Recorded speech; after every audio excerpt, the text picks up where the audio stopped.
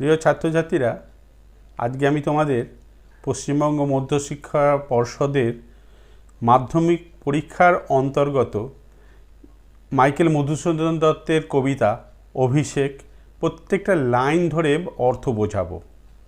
আশা করি তোমাদের এই পড়াটি ভালো লাগবে। ভালো লাগলে অবশ্যই তোমরা লাইক করো, বন্ধুদের মধ্যে শেয়ার করো এবং আমার চ্যানেলটিকে সাবস্ক্রাইব করে বেল বাটনটি ক্লিক করে দিও। চলো তাহলে শুরু করা যাক। অভিষেক, মাইকেল মধুসূদন দত্ত। মাইকেল মধুসূদন দত্তের লেখা মেঘনাদবধ কাব্যের প্রথম স্বর্গ থেকে সংকলিত এই অভিষেক কবিতা। এটি একটি অমৃতাক্ষর ছন্দে লেখা কবিতা। এখানে আমরা দেখতে পাবো যে মাইকেল মধুসূদন দত্ত রামায়ণের একটি অংশ তুলে ধরেছেন। চলো, বলছে কনক আসন ত্যাজি বীরেন্দ্র কেশরী। কনক শব্দের অর্থ সোনার আসন ত্যাগ করে বীরেন্দ্র কেশরী অর্থাৎ ইন্দ্রজিৎ প্রণমিয়া ধাত্রীর চরণে। ধাত্রী কাকে বলা হয়? মায়ের অনুপস্থিতিতে ধাইমা, যিনি সন্তান বা শিশুদের দেখাশোনা করেন তাদের ধাইমা বলা হয়। ধাত্রীর চরণে প্রণাম করিল। কি হেতু মাতো গতিতব আজি এ ভবনে। কি কারণে মা তুমি আমার এই ভবনে বা বাড়িতে এসেছো? কহ দাসে লঙ্কার কুশল। বলো আমায়, এই দাসকে বলো যে লঙ্কার সব সুখবর তো। শিরোচম্বী ছদ্মবেশী অম্বুরাশি সুতা। শিরোচম্বী মানে হচ্ছে ইন্দ্রজিতের কপালে চুম্বন করে মা বা ধাত্রীমা তিনি কি বললেন? অম্বুরাশি সুতা, কথার অর্থ হচ্ছে যে জলের কন্যা। উত্তারিলা, হায়। হায় মানে হচ্ছে দুঃখজনক কথা। পুত্র কি আর কহিব কনক লঙ্কার দশা। তোমাকে কনক লঙ্কা অর্থাৎ সোনার লঙ্কার দশা কি বলবো।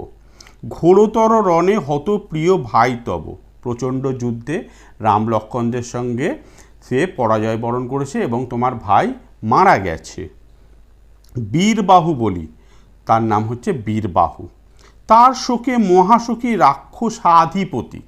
এবং তোমার ভাইয়ের মৃত্যুতে রাক্ষস রাবণ প্রচণ্ড শোকে, তাপে, কষ্টে, দুঃখে মূর্ছিত হয়ে পড়েছে। সসৈন্যে সাজেন আজি যুঝিতে আপনি। তাই জন্য সৈন্যবাহিনী নিয়ে তিনি আজকে সাজছেন এবং যুদ্ধযাত্রা করবেন রামচন্দ্রের বিরুদ্ধে। জিজ্ঞাসিল মহাবাহু বিস্ময়ে মানিয়া। জিজ্ঞাসা করল ইন্দ্রজিৎ বিস্মিত হয়ে। কি কহিলা ভগবতী? হে মা লক্ষ্মী ভগবতী, ধাত্রীমা তুমি আমাকে একথা কি শোনালে? কে বাঁধিবে কবে প্রিয়ানুজে? আমার ছোট ভাইকে কে কবে বাঁধতে পেরেছে? সে মহাশক্তিশালী, মহাবলশালী। নিসারণে সংহারিনু আমি রঘুবরে। আমি তো রাত্রিকালীন যুদ্ধে রামচন্দ্রকে পরাজিত করেছিলাম।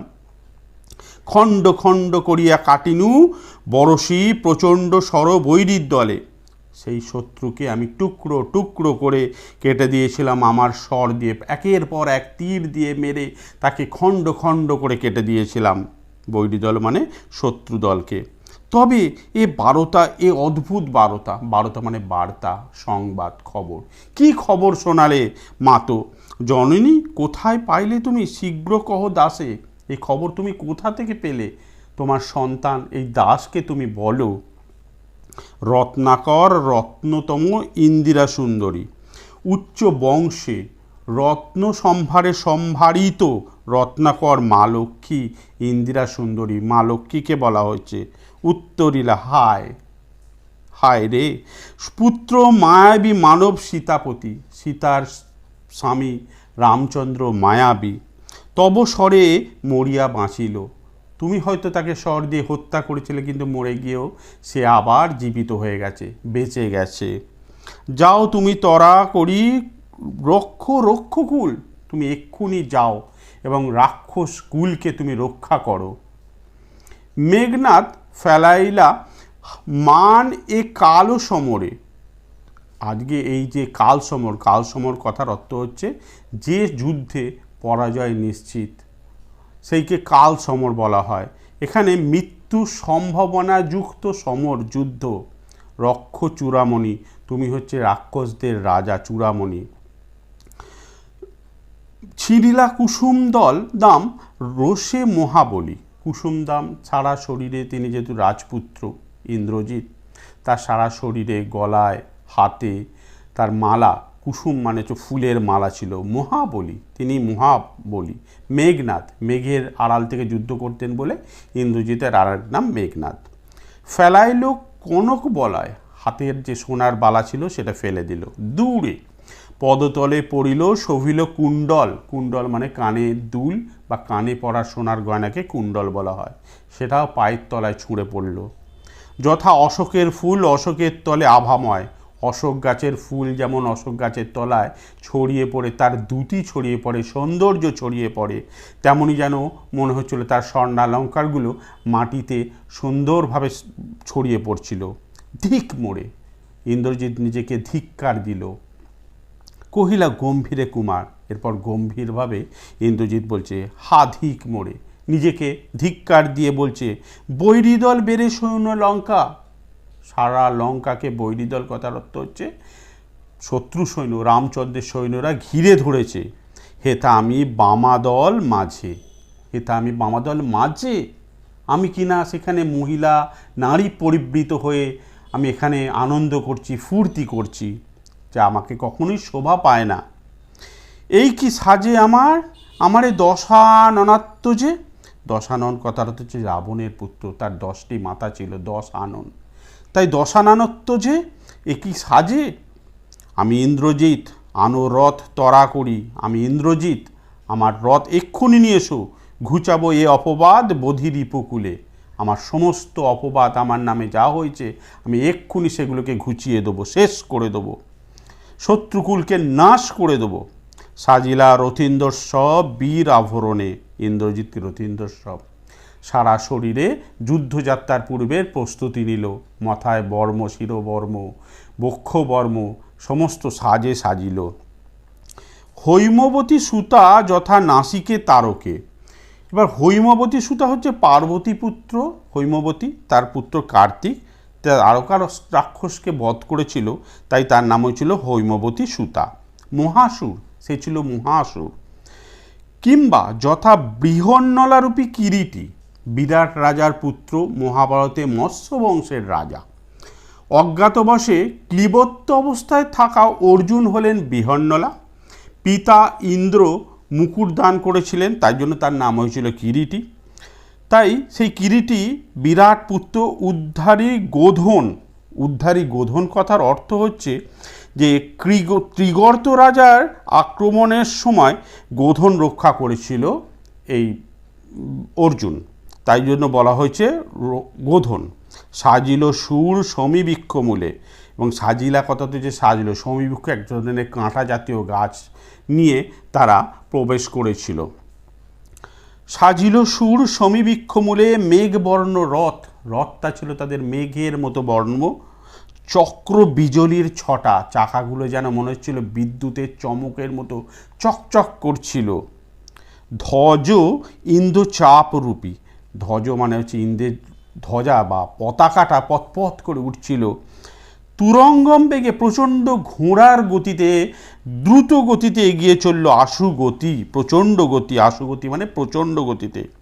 রথে চড়ে বীর চূড়ামণি বীর দর্পে, রথে চড়ে এবার ইন্দ্রজিৎকে বীর দর্পে মানে প্রচণ্ড হুঙ্কারে, সাহসে, বলিয়ানে বলি হয়ে যখন এগিয়ে যাবার জন্য প্রস্তুতি নিচ্ছে, যুদ্ধযাত্রার জন্য প্রস্তুতি নিচ্ছে, হেনকালে প্রমীলা সুন্দরী ধরি প্রতি কর যুগ, ঠিক সেই সময় ইন্দ্রজিতের স্ত্রী এসে তার হাত দুটো চেপে ধরেছে।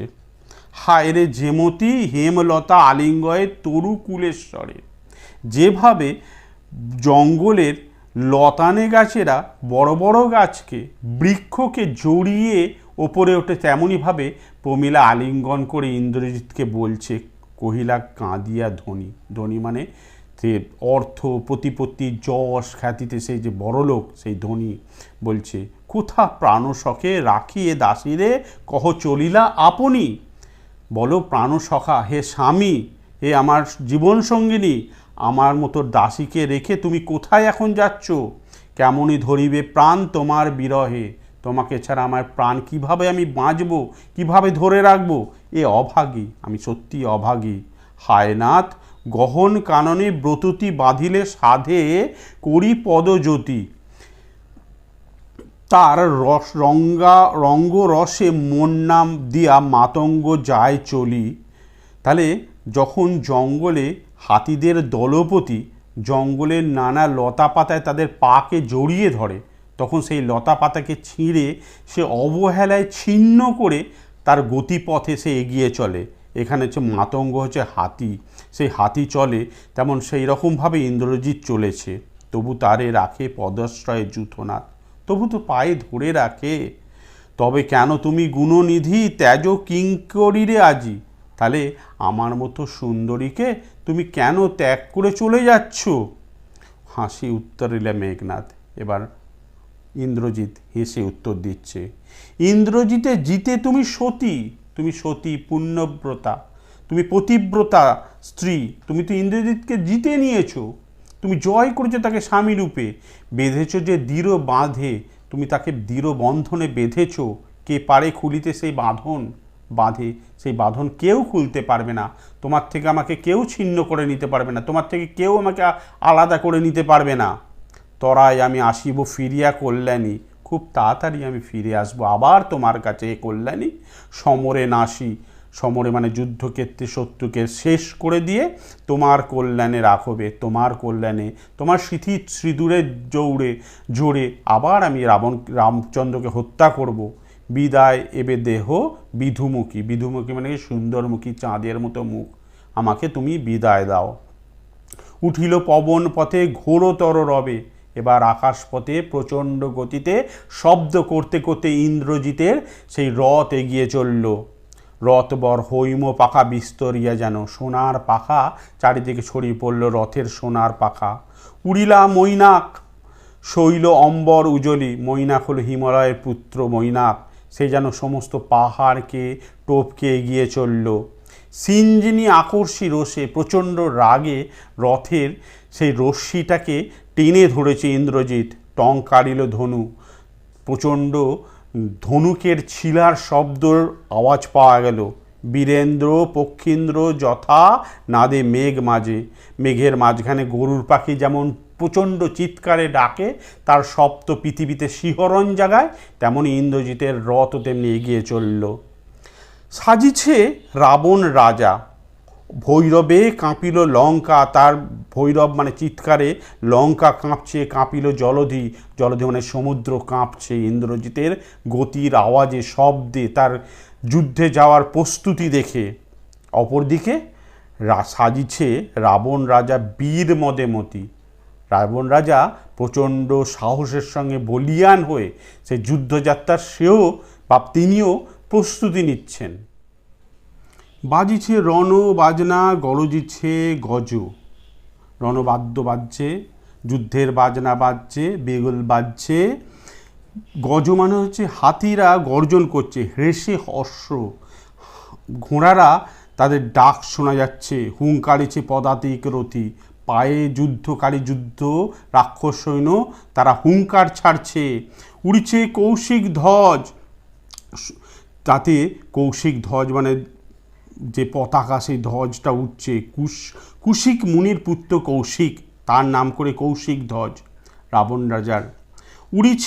উঠিছে আকাশে কাঞ্চন কঞ্চুক বিভা, সোনার তৈরি সাঁজোয়া, কাঞ্চন মানে সোনা, কঞ্চুক বিভা হেনকালে তথা দ্রুতগতি উত্তরিল মেঘনাদ রতি। ঠিক তখনই রাবণ যখন আবার যুদ্ধযাত্রার প্রস্তুতি নিচ্ছে, তখন ইন্দ্রজিতের রথ এসে নেমেছে। নাদিলা কর্পূর দল, প্রচণ্ড গর্জন করছে কর্পূর দল মানে রাক্ষস সৈন্যরা। হেরি বীর বরে, প্রচণ্ড সম্মান দিয়ে তাদের বীরকে সম্বোধন করে মহাগর্বে মহা অহংকারে তারা ইন্দ্রজিৎকে সম্বর্ধনা জানালো।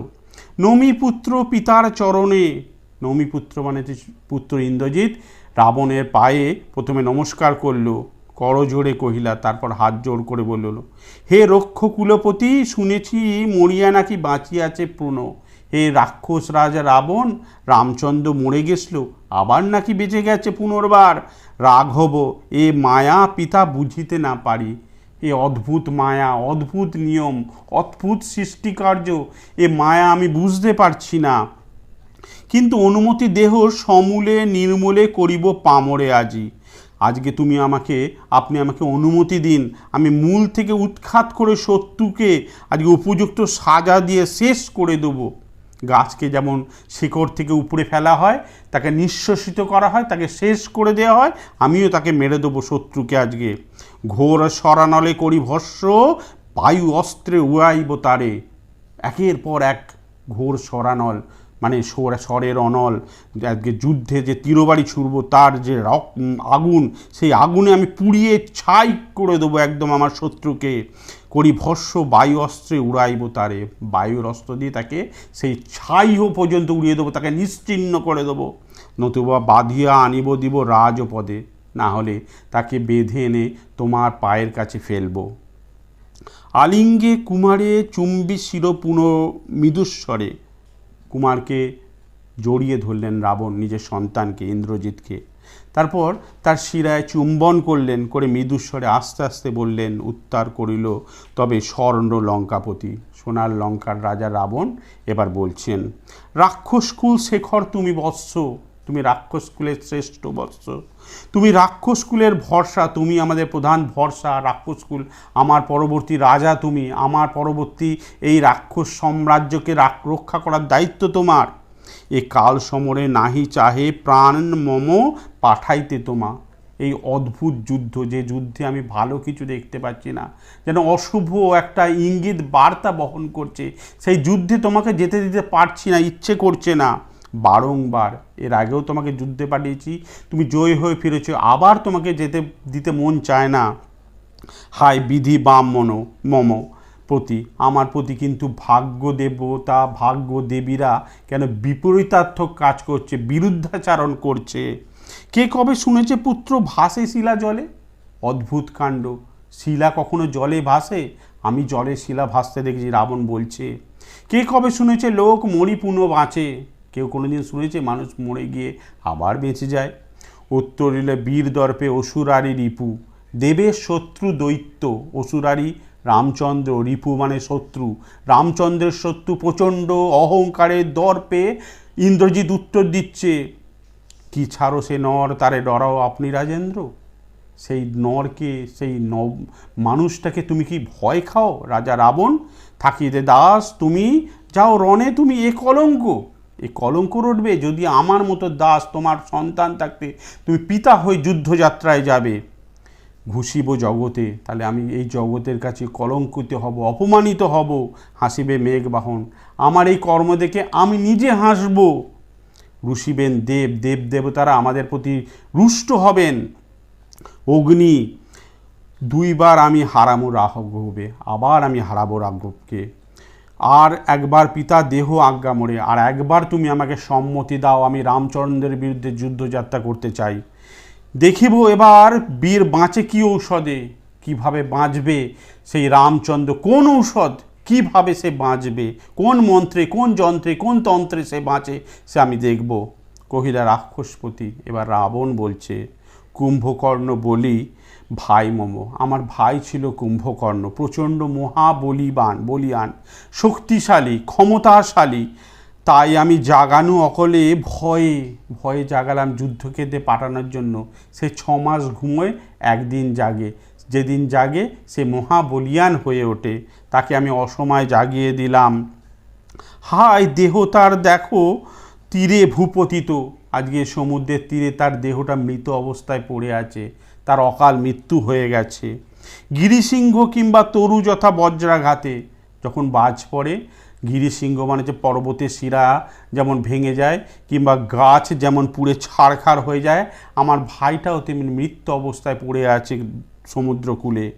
তবে যদি একান্ত সমরে ইচ্ছা তব বৎস, তবুও তুমি এত কিছু জেনে যদি যুদ্ধক্ষেত্রে যেতে চাও, রামচন্দ্রের বিরুদ্ধে, লক্ষ্মণদের বিরুদ্ধে, বানর সেনাদের বিরুদ্ধে যুদ্ধ করতে চাও, তবে বৎস আগে পুজো ইষ্ট দেবে, তোমার গৃহ দেবতাকে আগে পুজো করো। নিকুম্ভিলা যজ্ঞ সাঙ্গ করো বীরমণি, হে রাক্ষস শ্রেষ্ঠ ইন্দ্রজিৎ, তুমি আগে নিকুম্ভিলা যজ্ঞাগারে তোমার ইষ্ট দেবতাকে পুজো করে খুশি করো। সেনাপতি পদে আমি বরিণী তোমারে, তারপর তোমাকে সেনাপতি পদে তোমাকে বরণ করে নেব। দেখো অস্তাচলগামী দীননাথ এবে, অস্তাচলগামী মানে পশ্চিম আকাশে সূর্য অস্তাচল যাচ্ছে, সে যেন অস্তে যাচ্ছে। দীননাথ মানে রবি, ভানু। প্রভাতে যুঝিও বৎস রাঘবের সাথে, সকাল হোক তুমি যুদ্ধ করতে যাবে রামচন্দ্রের সাথে।